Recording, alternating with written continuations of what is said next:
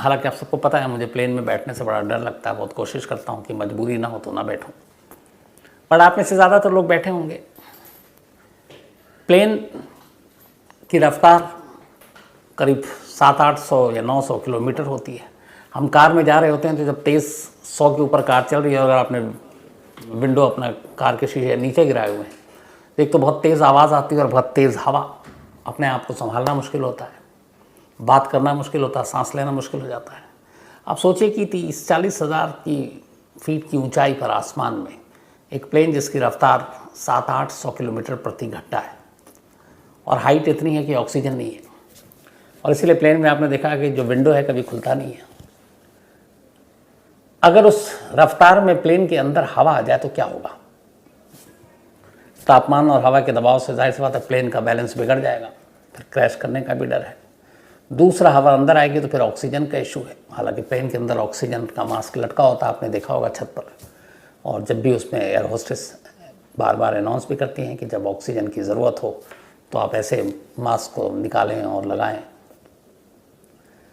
लेकिन एक प्लेन जो हवा में करीब 24,000 फीट 24,000 फीट की ऊंचाई पर हो, स्पीड बेहद तेज़ हो, करीब 600-700 किलोमीटर प्रति घंटा, और अचानक उस 24,000 फीट की ऊंचाई पर उस प्लेन का छत उड़कर अलग हो जाए, कैसे वो आप इस तस्वीर में भी देख सकते हैं। तो अंदाज़ा लगाइए कि इस तस्वीर को देखने के बाद किसी के भी मन या जहन में क्या ख्याल आएगा? यही कि इसके बाद तो बचने का कोई चांस ही नहीं है। 24,000 फीट की ऊंचाई, ऊपर से छत गायब, ऑक्सीजन का दबाव नहीं है, और आपको ये भी पता है ऑक्सीजन का मास्क छत में ही नीचे जब आप करेंगे तो लटकता है। तो जिस छत से ऑक्सीजन के सारे मास्क लगे हुए हैं वो छत ही गायब है, तो फिर ऑक्सीजन कहाँ मिलेगा? और हवा की रफ्तार, सांस लेने में दिक्कत, और प्लेन का कंट्रोल अब पायलट कैसे करे? 95 लोगों की ज़िंदगी का सवाल। लगता फिल्मी सा है, लेकिन ये हकीकत में एक कहानी है और एक हकीकत है जो हुआ इसी दुनिया में, और ज़्यादा नहीं बल्कि 23-33 करीब 35 साल पुरानी बात है। 1988 28 अप्रैल, अमेरिका की कहानी है। अमेरिका में एक पैसिफिक समंदर के बीच में बहुत फेमस नाम आपने सुना होगा, हवाई द्वीप। हवाई द्वीप इसलिए है कि कहते हैं कि ये सारे आसपास में छोटे छोटे बहुत सारे द्वीप हैं और उन द्वीप को मिलाकर हवाई द्वीप कहते हैं, और इसकी राजधानी जो है वो होनोलुलु है, ये भी नाम सुना होगा। तो अब चूँकि समंदर के बीच में छोटे छोटे द्वीप हैं तो अब सड़क का रास्ता तो होगा नहीं, ट्रेन जा नहीं सकती है, तो उन तमाम द्वीप पे जाने के लिए एक ही रास्ता बचता है और वो है हवाई मार्ग, यानी प्लेन का सफ़र। अब दूरी पर भी हैं एक द्वीप से दूसरे द्वीप इस हवाई द्वीप में, तो छोटे छोटे द्वीप पर जाने के लिए, ट्रैवल करने के लिए, चूँकि इसमें ज़्यादातर सैलानी या टूरिस्ट होते हैं तो वो प्लेन का इस्तेमाल करते हैं। अब 28 अप्रैल 1988 की बात है, इसी हवाई द्वीप से एक प्लेन ने उड़ान भरी। ये प्लेन जो थी इसका नंबर था 243 और ये अलोहा एयरलाइंस की एक उड़ान थी, बोइंग थी 737। इसे जहाँ से जाना था वहाँ से दूरी कम थी, मतलब इसको होनोलुलु जाना था और इसकी दूरी वहाँ से कम थी। फ्लाइट ने टेक ऑफ किया हिलो एयरपोर्ट से, जो एक और द्वीप का नाम है हिलो, तो हिलो से इनको उड़ान भरनी थी और उसके बाद होनोलुलु जानी थी, हवाई द्वीप की राजधानी में। प्लेन के अंदर कुल 4 क्रू मेंबर और 91 मुसाफिर, मतलब कुल मिलाकर 95 लोग सवार थे। अब इस जहाँ से इन्होंने उड़ान भरी हिलो इंटरनेशनल से, वहाँ से होनोलुलु की दूरी सिर्फ 35 मिनट की उड़ान थी, मतलब आधे घंटे से 5 मिनट ज़्यादा, तो बहुत वक्त लगता नहीं था। अच्छा, कम दूरी की उड़ान है और सैलानियों की तादाद बहुत ज़्यादा, तो ऐसे जो प्लेन हैं एक एक बार में कई 5, 6, 7, 8 चक्कर काट लेते हैं। जैसे आमतौर पर आपने देखा होगा बस नज़दीकी होता है तो कई चक्कर काटता है, तो प्लेन में भी ऐसे ही होता है क्योंकि मुनाफा भी कमाना है। तो इस प्लेन ने भी कई चक्कर काटने होते थे इसी हिलो से लेकर होनोलुलु तक। 35 मिनट का सिर्फ सफ़र था, तो दिन भर में 6-7 चक्कर आराम से कट जाता था। 28 अप्रैल 1988 की दोपहर 2:30 बजे इस प्लेन ने उड़ान भरी हिलो एयरपोर्ट से होनोलुलु के लिए 95 मुसाफिरों के साथ। उड़ान भरने के बाद इस प्लेन को चला रहे थे एक अनुभवी पायलट थे, 44 साल के रॉबर्ट, उनके साथ जो को पायलट थे उनका नाम था मिमी, और एक बाकी 2 अटेंडेंट थी। उनमें से एक अटेंडेंट बड़ी पॉपुलर थी उस वक्त, उनका नाम था क्लारा बेल। तो क्लारा बेल भी इस फ्लाइट में, चूँकि बहुत सारे लोग सफ़र करते थे, उन्हें जानते भी थे अच्छे तरीके से, और एक और अटेंडेंट थे। अब प्लेन ने उड़ान भरी, टेक ऑफ किया। आमतौर पर 2 चीज़ें होती हैं जब आप लंबे सफ़र पर निकलते हैं, तो प्लेन एक बार टेक ऑफ करने के बाद जब अपनी हाइट या फिर वो सारी चीज़ें पा लेता है, तो आपने देखा होगा कि सीट बेल्ट बांधने का इशारा ख़त्म हो जाता है। इसका मतलब होता है कि फिर आप वॉशरूम यूज़ कर सकते हैं, या फिर उसके बाद खाने पीने की चीज़ें एयर होस्टेस सप्लाई करना शुरू कर देती हैं। लेकिन यहाँ इस रूट पे होता ये था कि चूँकि सिर्फ 35 मिनट की दूरी थी, 35 मिनट में ही प्लेन टेक ऑफ करके लैंड कर जाता था, तो अमूमन इसमें सीट बेल्ट खोलने की जो साइन होता था वो नहीं होता था, ताकि लोग अपनी सीट पर बैठे रहें। पता नहीं कब कहाँ मौसम ख़राब हो जाए, और फिर 35 मिनट में तो आपको उतरना ही है, 5 मिनट टेक ऑफ में, 5 मिनट उससे पहले लैंडिंग, तो कुल मिलाकर उड़ान 20 मिनट 25 मिनट। तो इसीलिए सीट बेल्ट पूरे रास्ते, पूरे सफ़र के दौरान बांधे रखने का एक तरह से हुक्म हुआ करता था। सीट बेल्ट खोलने की जो साइन होता था वो नहीं होता था। अब प्लेन ने उड़ान भरी, करीब थोड़ी ही देर के बाद 24,000 हाइट को पा लिया, 24,000 फीट की ऊंचाई पर पहुंच गई। सब कुछ ठीक था, और जो एयर होस्टेस थी अब उसमें लोगों को पानी वानी सर्व करने के लिए तैयारी कर रही थी। लेकिन अचानक एक ज़ोर की आवाज़ आती है प्लेन के अंदर, और ऐसे आवाज़ लगता है जैसे कि कुछ झटका सा महसूस हुआ। उसके बाद मुसाफिरों को लगता है कि कोई तेज़ हवा का झोंका उनकी तरफ आ रहा है। प्लेन का बैलेंस अब डगमगा रहा है, प्लेन ज़ोर ज़ोर से हिलने लगता है। लोगों ने आंखें खोली तो देखते क्या है कि उनके सर पर जो छत है प्लेन का वो गायब है। नीला आसमान ऊपर से साफ दिखाई दे रहा है। हाइट 24,000 फीट है। अब प्लेन के अंदर दबाव बढ़ गया, हवा तेज, अब लोग सांस लेने में दिक्कत। अचानक लोगों के हाथ ऊपर की तरफ उठे। कुछ देर पहले एयर होस्टेस ने अनाउंस किया था कि अगर आपको कभी ऐसा हो तो ऊपर ये ऐसे ऑक्सीजन का मास्क आएगा, आप लगाइए, और ख़ुद लगाने, मतलब दूसरों को मदद करने से पहले खुद भी लगा लीजिए।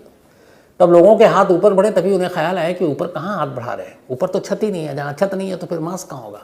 तो ऑक्सीजन का वो पूरा मास्क लेकर छत उड़ चुका था, और 24,000 फीट की ऊंचाई थी। अब किसी को कुछ समझ में नहीं आ रहा, अंदर हंगामा मच गया, रोना पीटना शुरू हो गए लोग कि ये क्या। मौत सामने थी, क्योंकि इसके बाद बचने का कोई मतलब नहीं नज़र आ रहा था। सिर्फ जो फर्श थे प्लेन के वो सारे बराबर थे।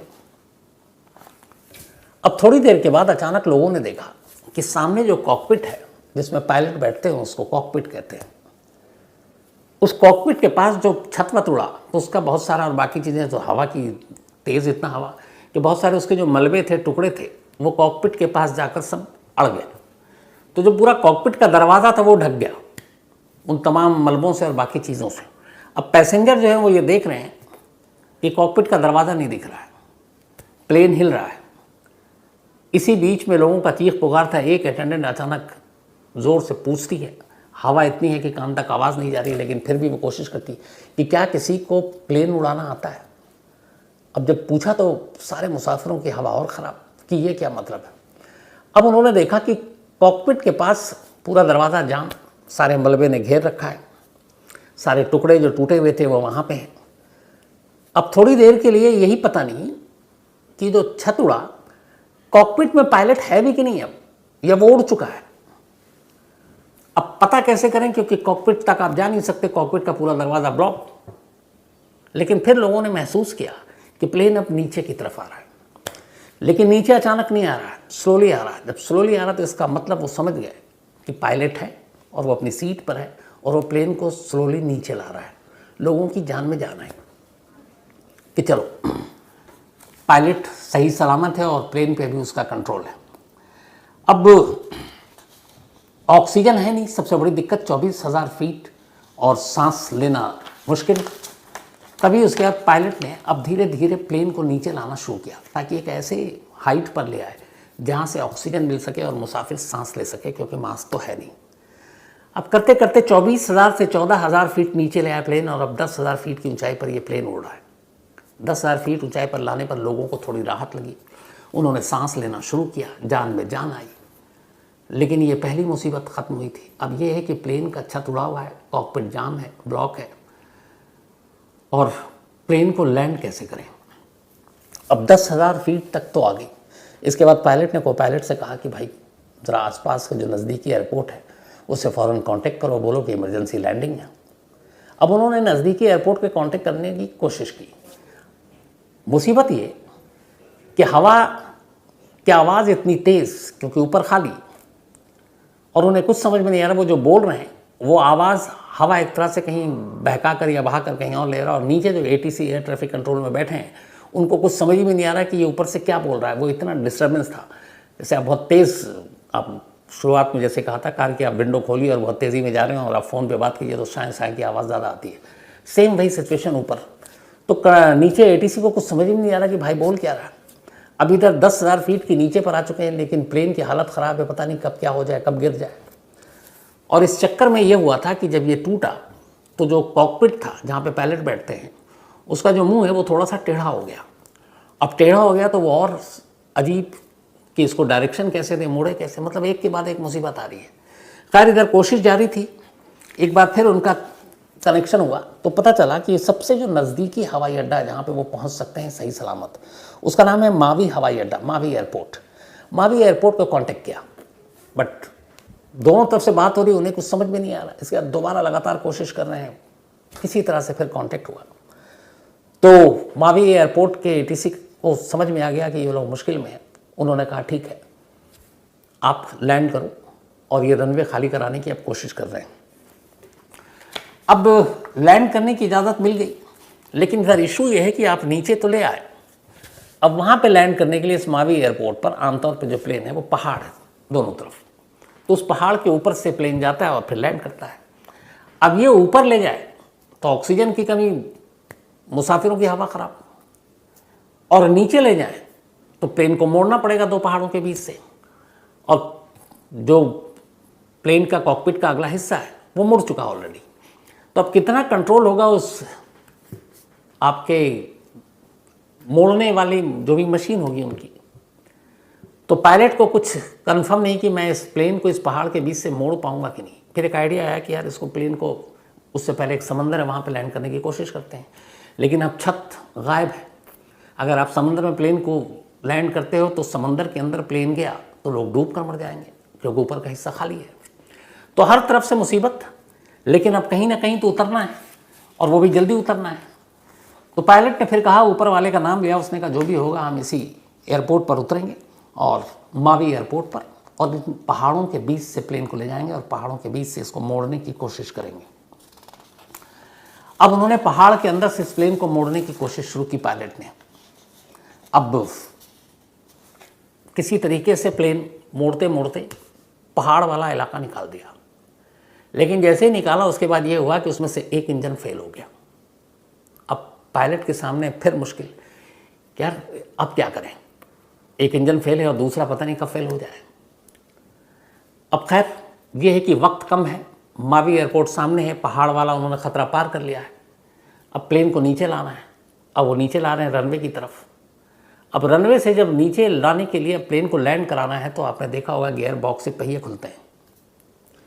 पायलट ने गियर बॉक्स को ऑन किया, जो सामने स्क्रीन पर उनको दिखाई दे रहा है, तो वो इंडिकेट करता है, लाइट जलती है और पता चल जाता है कि पहिया खुल चुका है।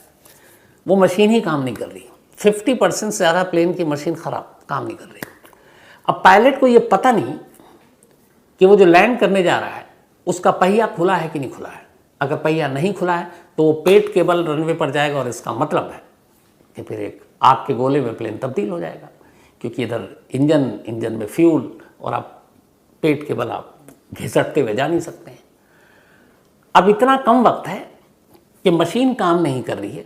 पायलट ने अपनी तरफ से गियर ऑन कर रखा है, लेकिन पहिया नीचे है कि नहीं ये पायलट को नहीं पता, को पायलट को नहीं पता, किसी को नहीं पता, और रनवे सामने है।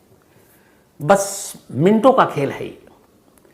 अब यहाँ पे देखिए, जब ऊपर वाला आता है किसी को बचाने के लिए तो क्या क्या रास्ते निकालता है। जब ऊपर से पायलट एयर ट्रैफिक कंट्रोल से नीचे बात कर रहा था और कह रहा था, तो जब बार बार उनकी बातचीत कट रही थी तो ATC में भी कुछ एक्सपर्ट्स लोग बैठे हुए थे। उन्हें उनकी बातों से इस बात का एहसास हो गया कि प्लेन के अंदर नॉइज़ ज़्यादा है और हवा की आवाज़ ज़्यादा आ रही है, तो ये समझ गए कि इस प्लेन में कुछ ऐसा गड़बड़ हुआ है कि हवा जो है वो प्लेन के अंदर दाखिल हो चुका है, तो फिर कुछ भी हो सकता है। तो अब वो सारे लोग, रनवे तो उन्होंने खाली कर लिया, एम्बुलेंस, सारी चीज़ें तैयारी। अब प्लेन सामने से उनको दिखाई देना शुरू, दूरबीन लेकर एटीसी के लोग खड़े हुए हैं। जब उन्होंने पहली बार हवा में प्लेन को देखा तो सबको लगा कि ये क्या साइंस, क्या विज्ञान, ये करिश्मा क्या है। उन्होंने जो देखा कि प्लेन की छत गायब, पैसेंजर अंदर, और ये बचे हुए कैसे, और ये प्लेन अब तक हवा में कैसे है। अब इधर पायलट की दुविधा ये कि गियर बॉक्स ऑन तो है लेकिन पहिया खुला है कि नहीं मालूम नहीं।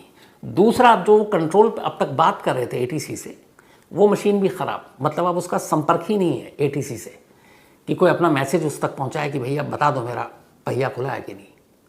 मतलब हर तरफ से एक इंजन भी ख़राब हो चुका है। अब रनवे सामने है, पायलट अंधेरे में है, क्या करूं, क्योंकि इंडिकेट हो नहीं रहा है, पहिया खुला है कि नहीं खुला, मैं पेट के बल गया तो वैसे भी मरूंगा। तब नीचे वालों ने कमाल किया, उन्होंने नीचे दूरबीन से देखा कि गियर बॉक्स खुल चुका है, यानी पहिया खुल चुका है। अब उन्होंने दूरबीन से देखने के बाद इशारा करना शुरू किया, इशारा करना शुरू किया, इशारा मिला, वहाँ चूँकि प्लेन रनवे के नज़दीक है और वो उधर, उसके पास कोई ऑप्शन भी नहीं है, अगर ना भी लैंड करता, पहिया ना खुलता तो करता क्या, कहीं ना कहीं जाकर टकराना था। तो दूरबीन से देखकर ज़मीन से आसमान पर इशारा गया कि गियर बॉक्स खुला हुआ है, पहिया है, ये है, क्योंकि वो समझ रहे हैं कि इसके सारे सिस्टम बेकार हो चुके हैं। और जो टेक्नीशियन होते हैं, टेक्निकल, उन्हें पता होता है कि उस वक्त ऐसे सिचुएशन में जब आपकी सारी मशीनें काम करना बंद कर चुकी होती तो एक पायलट क्या क्या सोचता है, वो किन किन चीज़ों को, खासतौर पर लैंडिंग के वक्त उसके दिमाग में क्या चल रहा था कि कौन कौन सी चीज़ें ज़रूरी हैं, ये सारी चीज़ें समझ गया। तो ज़मीन और आसमान, उन दोनों के बीच में जो तारतम्य था वो काम कर गया। दूरबीन से देखकर उन्होंने इशारा किया, उन्होंने बताया कि तुम्हारा ये पहिया काम कर रहा है। उसके बाद ये प्लेन रनवे को टच करता है, रनवे को टच करता है और प्लेन रुकता है। भागकर एम्बुलेंस और बाकी के लोग पहुंचते हैं। उन्होंने अपनी नज़रों से ऐसा चमत्कार देखा नहीं था। प्लेन की हालत देखकर लोगों के होश उड़ जाते हैं। फटाफट तमाम मुसाफिरों को उतारा जाता है। 7 मुसाफिरों को मामूली चोट आई थी, कुछ को और चोटें आई, लेकिन सभी सुरक्षित थे। अब सब नीचे उतर आए, पायलट, को पायलट, अटेंडेंट और मुसाफिर। 94 लोग नीचे आ गए। लेकिन जब 94 लोग नीचे आए तो इसके बाद देखा गया कि एक मिसिंग है। एक फ्लाइट अटेंडेंट जो सबसे पॉपुलर थी, क्लारा बेल। क्लारा बेल ना उन मुसाफिरों में थी, न नीचे जो घायल थे उनमें थी। अब तलाश शुरू हुई, यार 95 थे, ये 94 कैसे। कुछ चूँकि सदमा तो था मुसाफिरों को। अब वहाँ पे स्टाफ ने चूँकि सबकी गिनती भी करनी थी। प्लेन हवा में, छत उड़ गई, कौन कौन उड़ सकता है, क्योंकि प्लेन का जब छत उड़ा तो उसको लोग, हवा इतनी तेज़ थी कि हवा अपनी तरफ खींच के प्लेन से बाहर फेंक देती। लेकिन नसीब अच्छा था कि इस प्लेन में सीट बेल्ट पहनने की वार्निंग ख़त्म नहीं हुई थी और लोग सीट बेल्ट पूरे सफ़र के दौरान पहने रहा करते थे। तो सभी ने सीट बेल्ट बांधी हुई थी और उस सीट बेल्ट की वजह से हवा का तेज़ दबाव और बहाव होने के बावजूद उस हवा ने किसी मुसाफिर को खींच कर बाहर नहीं ले जा पाया। सब अपनी सीट पे सिर्फ सीट बेल्ट की वजह से सुरक्षित रहे थे, बंधे हुए। लेकिन नीचे आए तो पता चला कि 95 में से 94 एक गायब, क्लारा बेल, फ्लाइट अटेंडेंट, जो बड़ी पॉपुलर। अब जब पूछताछ हुई तो फिर कुछ मुसाफिरों ने आंखों देखी बताई। उन्होंने कहा कि जब प्लेन ने टेक ऑफ किया और उसके बाद हम ठीक ठाक उड़ रहे थे, तभी अब लोगों को पानी वानी देने के लिए क्लारा बेल ने अपना सीट बेल्ट खोला और वो खड़ी हुई कुछ मुसाफिरों की मदद करने या उनको पानी वानी देने के लिए। और जब वो खड़ी हुई, उसी के ठीक कुछ सेकंड के बाद छत उड़ गई। जब छत उड़ी तो वो इकलौती थी उस प्लेन में जिन्होंने सीट बेल्ट नहीं पहनी हुई थी, क्योंकि वो खड़ी थी, उनको मुसाफिरों की मदद करनी थी। छत के उड़ते ही हवा का इतना तेज़ प्रेशर आया कि क्लारा बेल इकलौती उस प्लेन में सवार जिसके पास सीट बेल्ट से बंधी नहीं थी, वो अपने साथ खींच कर ले गया। तो इस हादसे में एक कैजुअलिटी हुई, एक मौत क्लारा बेल की। वो भी इसलिए कि वो मुसाफिरों की मदद करने के लिए खड़ी हुई थी और सीट बेल्ट में नहीं थी। अगर वो सीट बेल्ट पहने होती और खड़ी ना होती तो शायद 95 के 95 बच जाते। लेकिन उनकी ड्यूटी, उनका फ़र्ज़ था कि प्लेन के अंदर मुसाफिरों का ख्याल रखना। इस फ़र्ज़ की वजह से उनकी जान गई।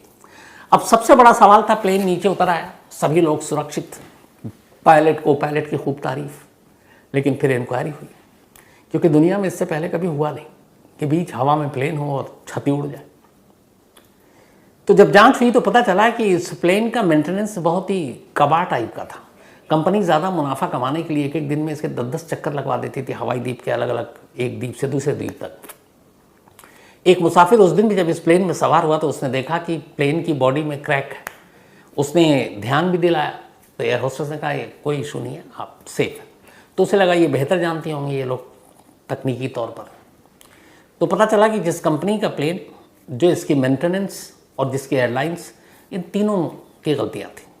बाद में इनमें कुछ लोगों को सज़ा भी हुई, लेकिन कुल मिलाकर चूँकि हादसे में एक बहुत बड़ा हादसा जिसको हो सकता था वो बच गया करिश्माई तौर पर, तो फिर ये चीज़ें ऐसी हुई नहीं। लेकिन आज भी इस दुनिया में ये इकलौता मामला है जिसमें एक प्लेन जिसका छत उड़ गई और 24,000 फीट से तमाम 95 में से मुसाफिर धरती पर सही सलामत पहुंच गए। तो ये थी आज की कहानी।